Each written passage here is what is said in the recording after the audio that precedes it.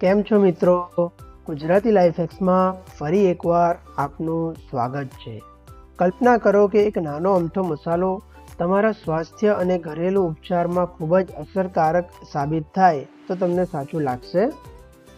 ભલે, ચાલો આજે આપણે લવિંગનો પરિચય મેળવીએ, જે આપણી રસોઈમાં છુપાયેલો નાનો પરંતુ ખૂબ જ શક્તિશાળી મસાલો છે। જો તમે આ વિડીયોને અંત સુધી જોતા રહેશો તમને ખબર પડશે કે લવિંગ શરીરના સ્વાસ્થ્યને જાળવવામાં કેટલું મહત્ત્વ ધરાવે છે। હું તમને એક પ્રશ્ન પૂછું કે તમે છેલ્લી વખત બિરયાનીમાં ઉમેરવા સિવાય લવિંગને ઉપયોગમાં લેવા વિશે ક્યારેય વિચાર્યું હતું? જો તમારો જવાબ ના હોય તો તમે ઊંઘમાં છો અને તમારે લવિંગ વિશે જ્ઞાન મેળવવું જરૂરી છે। ચાલો આજે લવિંગની દુનિયામાં ડૂબકી લગાવીએ।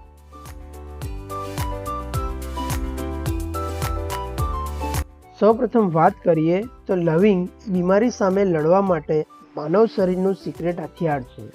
આ નાનો મસાલો એન્ટીઓક્સિડન્ટનો પાવર હાઉસ છે, જે માનસિક તણાવ દૂર કરવામાં મદદ કરે છે તથા રોગપ્રતિકારક શક્તિના અભાવ સામે મુખ્ય ભૂમિકા ભજવે છે। તો નેક્સ્ટ ટાઈમ જ્યારે ગળું ખરાબ થાય તો આ પ્રયોગ જરૂર કરજો। 3 થી 4 લવિંગને પાણીમાં નાખો, તેને 5 થી 10 મિનિટ સુધી ઉકાળો। ઉકાળામાં થોડું મધ અને લીંબુ ઉમેરો। અમૃત સમાન આ ઉકાળાની ચુસ્કી લગાવો। થોડા સમયમાં જ તમને રાહતનો અનુભવ થશે। વિશ્વાસ ના આવતો હોય તો યાદ કરો કે જ્યારે લાસ્ટ ટાઈમ તમે શરદીની દવા કરાવી હોય અને તે કેટલી અસરકારક નીવડી। આ કુદરતી ઉપાય ખિસ્સા ઉપર ભારે પણ નહીં પડે અને સ્વાસ્થ્ય માટે પણ ફાયદાકારક છે। લવિંગ રોગપ્રતિકારક શક્તિ વધારવા સાથે અતિશય પીડાને ઘટાડવામાં પણ મદદરૂપ થાય છે।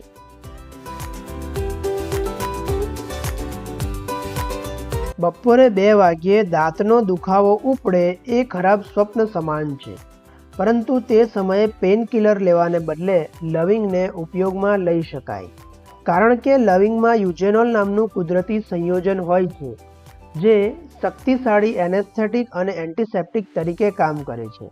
લવિંગને વાટીને તેમાં નારિયેળના તેલને મિક્સ કરો। આ મિશ્રણને દાંત ઉપર ઘસવાથી થોડી જ મિનિટોમાં રાહત થશે।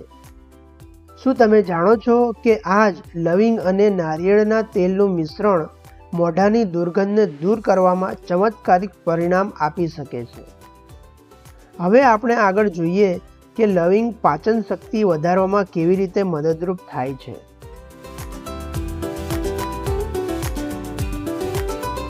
જો અપચો થઈ જાય તો આખો દિવસ બગડી શકે છે, પરંતુ સારા સમાચાર એ છે કે લવિંગ પાચન તંત્રનો શ્રેષ્ઠ મિત્ર છે। જમ્યા પછી 1 થી 2 લવિંગ ચાવવાથી પાચન ઉત્સેચકોને ઉત્તેજિત કરવામાં મદદ મળે છે અને પેટને ફૂલવાથી અટકાવે છે। અથવા લવિંગને ગરમ પાણીમાં પલાળી તેની ચા બનાવી ભોજન કર્યા પછી લઈ શકાય, જેના વડે સંતુષ્ટિ થાય છે। એક મજેદાર વાત, જો તમારું પેટ વાત કરી શકે તો કદાચ તમને કહેશે કે મને લવિંગ ખવડાવો, ના કે તળેલા નાસ્તા। અને જ્યારે લવિંગ આપણને શરીરના અંદરના સ્વાસ્થ્યને સારું રાખવામાં મદદ કરે છે, તેવી જ રીતે બહારથી સારા દેખાવ માટે પણ તે મદદરૂપ થાય છે અને ચમત્કારિક પરિણામ આપી શકે છે।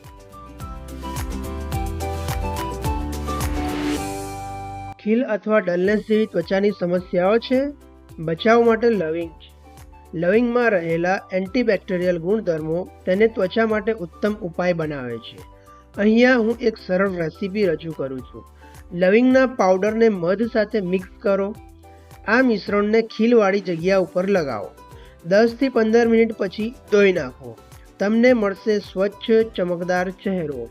અને જો તમને લાગતું હોય કે લવિંગ માત્ર સ્વાસ્થ્ય અને સુંદરતા માટે જ ઉપયોગી છે તો ઊભા રહો, હું તમને કહીશ કે તે ઘર માટે શું કરી શકે। મને વિશ્વાસ છે કે હું આગળ એના વિશે કહીશ તો તમને જરૂર ગમશે। ફ્રેશ અને જંતુમુક્ત ઘરનું રહસ્ય ખોલવા માટે તૈયાર છો? ચાલો જોઈએ।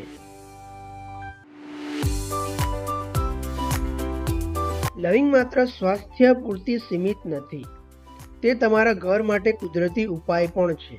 મચ્છરોને દૂર કરવા માટે લવિંગને કપૂર સાથે ભેળવીને સળગાવો અને શાંતિપૂર્ણ રાત્રિનો આનંદ માણો।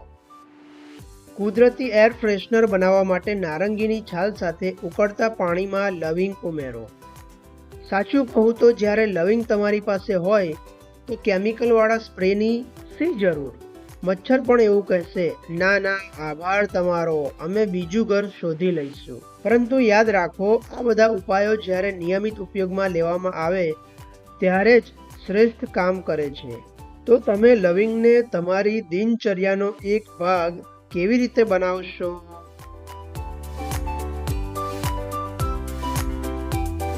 લવિંગ ભલે નાની હોય પરંતુ તેની અસર ઘણી મોટી છે. તે પછી રોગપ્રતિકારક શક્તિ માટે લવિંગવાળી ચાની ચુસ્કી હોય, દાંતનો દુખાવો, ઘરમાં તાજગી લાવવા માટે. આ મસાલો ખરેખર આપના જીવનમાં પરિવર્તન લાવી શકે છે. પરંતુ આ આટલું સીમિત નથી. કુદરતી ઉપચાર અને સ્વાસ્થ્યવર્ધક આદતો માટે બીજું પણ ઘણું બધું છે શીખવા માટે. સ્વસ્થ અને ખુશ રહેવા માટે વધુ ટિપ્સ અને ટ્રિક્સ જોવા માટે હમણાં તમારી સ્ક્રીન પર જોવાતી પ્લેલિસ્ટ પર ક્લિક કરો.